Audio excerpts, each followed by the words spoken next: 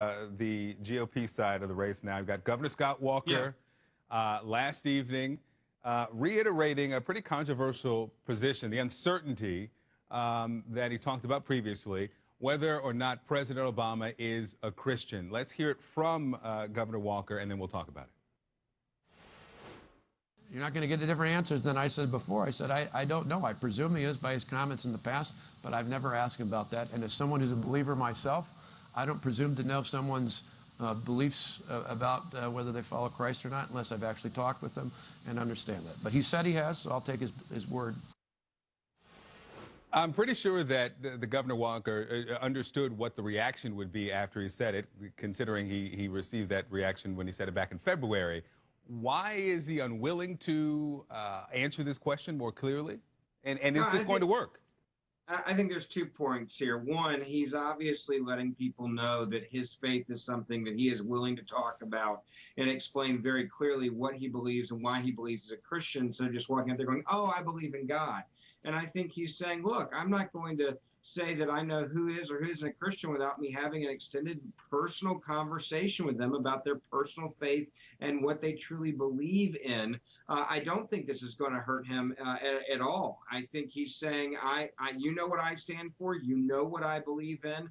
I'm not going to, judge that someone's not a Christian, but I'm also not going to just jump on this, oh yes, everybody's a Christian in this race and everybody loves God in this race and we're all the same, when in reality, they're probably not all the same.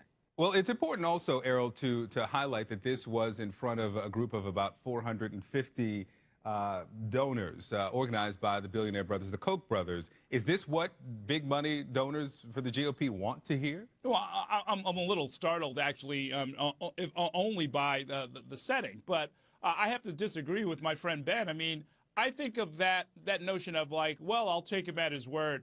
That's code talk. I think we all know what that is. This very same question was put to Hillary Clinton in 2008. She gave the very same answer.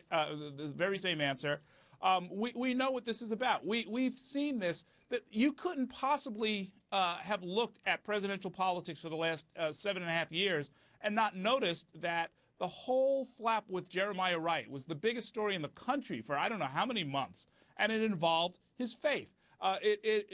He wrote a book that centered around his encounter with a particular church in Chicago. That, too, was big national news. For Scott Walker to then say, oh, well, I don't really know anything about it, this is a signal to part of the Republican base that always wanted to sort of suggest that, oh, maybe the president is too friendly to Muslims. Hey, maybe the president is Muslim. It's an ugly kind of politics, and it's disappointing to see him play that. We've got to wrap up here, but you could also add to that list. A lot of people would say the president's eulogy of Clemente Pinckney after the Charleston massacre is discussing faith there as well.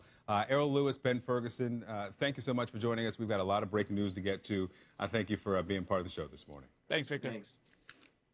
In the next